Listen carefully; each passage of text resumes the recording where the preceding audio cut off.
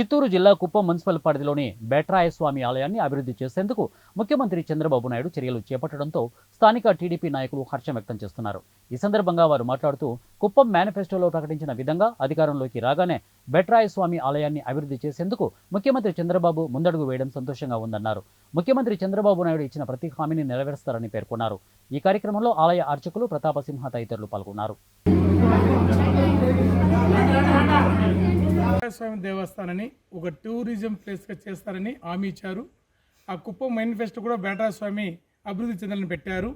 ఈరోజు ప్రభుత్వం వచ్చిన వెంటనే ఎండోమెంట్ ద్వారా బేట్రాస్వామి ఒక అభివృద్ధి చేయాలని అందరూ ఆఫీసర్లు వచ్చారు. వాళ్ళ పూర్వీకులు అయ్యవాళ్ళందరూ కూడా వచ్చి ఏం చేయాలని చెప్పారు.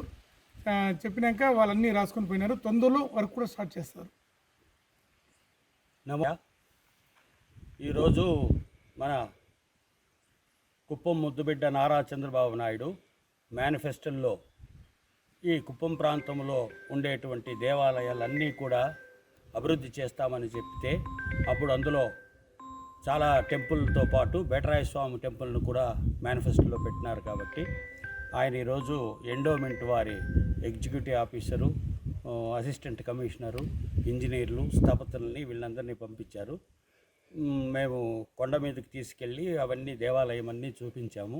అటు చూస్తే కొండ మీద దేవాలయం గర్భాలయమే క్రాక్ వదిలేసింది.